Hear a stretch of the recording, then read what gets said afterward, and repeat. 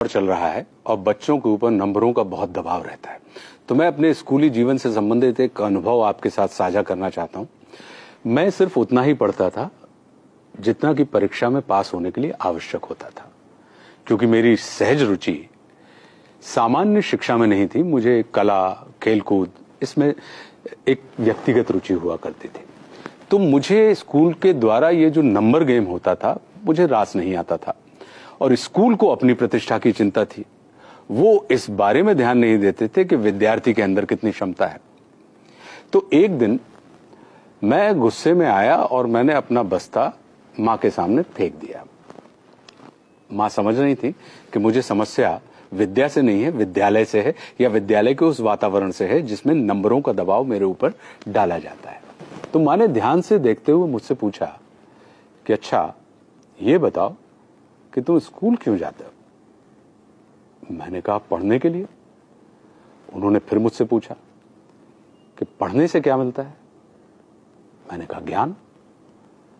वे बोली, ठीक है, अब ये बताओ कि ज्ञान किसे कहते हैं? अब मैं सोच में पड़ गया। मुझे मौन और समझने की स्थिति में देखकर वे बोली कि ज्ञान हमें अड़ना भी सिखाता है और लड़ना भी सिखाता है। मैं चाहती हूं कि तुम अड़ना नहीं, लड़ना सीखो। लड़ना समझते हो? मैंने कहा, जी। मारना पीटना? उन्होंने मुझे ऐसे देखा जैसे वे मेरी आंखों के रास्ते मेरे हृदय में बैठकर मुझसे बात कर रही हो। बोली, नहीं, मारना पीटना और लड़ने में अंतर होता है। मारपीट में या तो तुम किसी को हराते हो या कोई तुमको हराता है, लेकिन लड़ने में किसी को हराने का नहीं, उसे जीतने का भाव होता है। अपनी कमजोरियों से लड़ना मतलब कमजोरियों को जीतना। परिस्थितियों से लड़ना यानी परिस्थितियों पर विजय प्राप्त करना। शंका से लड़ना यानी शंका को जीतकर उससे मुक्त हो जाना। संकल्प से लड़ना मतलब संकल्प को जीतकर उसे सिद्ध कर अपना सहयोगी बनाना। जीतने की इच्छा सकारात्मक भाव है और मारपीट के हराने की इच्छा नकारात्मक ऊर्जा। मारपीट के सिर्फ अवरोधों का दमन किया जा सकता है, किंतु लड़ने से उनका शमन किया जाता है।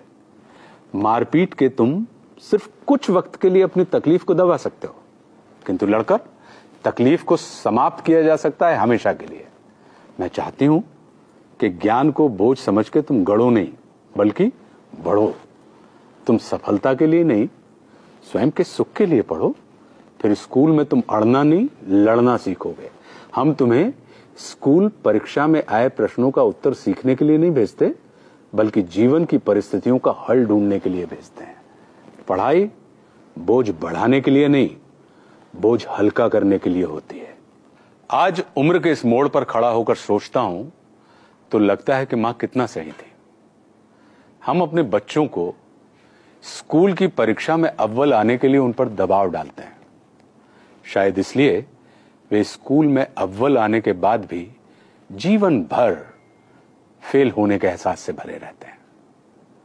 हमें अपने छोटे छोटे बच्चों से बड़ी बड़ी बातें करनी चाहिए, ताकि वे बड़े होकर छोटी छोटी बातें ना करें।